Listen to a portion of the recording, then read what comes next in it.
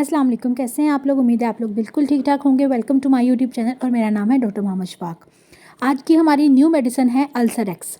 अगर हम इसके ब्रांड नेम की बात करें तो इसका ब्रांड नेम है अल्सरेक्स और इसके जेनेरिक नेम की बात करें तो जेनेरिक नेम है इसका सेमेटिडीन।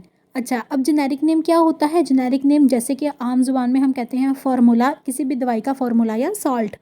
जैसे कि ये ब्रैकेट में लिखा हुआ है छोटा सा सेमेटिडीन। तो आपने जब भी मेडिसिन को याद करना है तो उसके जेनेरिक नेम को अच्छे से याद करना है, क्योंकि ब्रांड नेम चेंज होता रहता है। अच्छा, अब हम देख लेते हैं कि ये दवाई कौन लोग इस्तेमाल करते हैं, क्या ट्रीटमेंट है और कौन सी चीज़ों को ये ट्रीट करती है।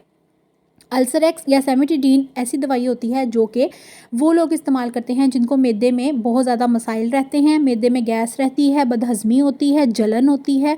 इसके अलावा उनको सीने में जलन रहती है, या फिर कुछ भी खाते हैं सही से हज़म नहीं होता, या फिर उनको ऐसा लगता रहता है जैसे खाया हुआ है तो अभी बाहर निकल आएगा, वॉमिटिंग आ जाएगी। इस तरह के कुछ मसाइल होते हैं।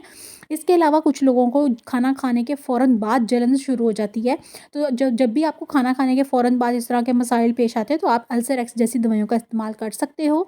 इसके अलावा गर्ड के पेशेंट होते हैं। गर्ड में क्या होता है कि आपकी वही जैसे मैंने अभी बताया कि आपको ऐसा लगता है जैसे खाना आपका वापस आ रहा होता है एसिडिक होके, जिसकी वजह से आपके सीने में जलन शुरू हो जाती है। तो ऐसे मरीज़ इस दवाई का इस्तेमाल कर सकते हैं। ये दवाई आपके सिरप फॉर्म में भी होती है, टैबलेट की फॉर्म में भी होती है और इंजेक्शन की फॉर्म में भी होती है। इंजेक्शन आप इंट्रामस्कुलर भी लगा सकते हैं, इंट्रावीनस भी लगा सकते हैं। इसके अलावा हम देख लेते हैं कि जो बच्चे होते हैं उनके लिए आपको सिरप यूज़ करना चाहिए और बड़े लोग इसकी टैबलेट का इस्तेमाल कर सकते हैं। सुबह दोपहर शाम एक टैबलेट का यूज़ कर सकते हैं आप खाने के बाद। इसके अलावा आपने डॉक्टर की प्रेस्क्रिप्शन के हिसाब से और आपकी जो भी प्रॉब्लम होगी उस हिसाब से जैसे डॉक्टर प्रेस्क्राइब करेगा वैसे ही दवाई का इस्तेमाल करें, वही आपके लिए ज़्यादा बेहतर रहेगा। इस तरह की वीडियोस जस्ट फॉर नॉलेज होती हैं। इसके अलावा हम देख लेते हैं कि इसके क्या क्या साइड इफ़ेक्ट्स हो सकते हैं। अगर आप इस दवाई का इस्तेमाल करते हैं तो आपका बॉडी में पेन हो सकती है, आपको सर भारी हो सकता है। इसके अलावा आपको वॉमिटिंग टाइप फीलिंग आ सकती है बार बार। इसके अलावा आपके ब्रेस्ट साइज़ का इंक्रीज़ हो सकता है, टाइटनेस हो सकती है मसल्स के अंदर, बॉडी में टाइटनेस हो सकती है, मसल पेन, जॉइंट पेन, इस तरह के कुछ मसाइल आपको पेश हो सकते हैं अगर आप इसका ज़्यादा इस्तेमाल करना शुरू कर देते हैं। मेडिसिन का या किसी भी चीज़ का जब भी ज़्यादा इस्तेमाल किया जाता है तो वो आपके लिए नुकसानदेह होती है।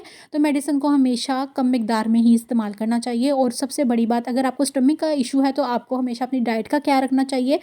फ्लूइड ज़्यादा इस्तेमाल करने चाहिए, पानी का इस्तेमाल ज़्यादा करना चाहिए, स्पाइसी चीज़ों को कम से कम इस्तेमाल करना चाहिए ताकि मेडिसिन आपको कम यूज़ करनी पड़े।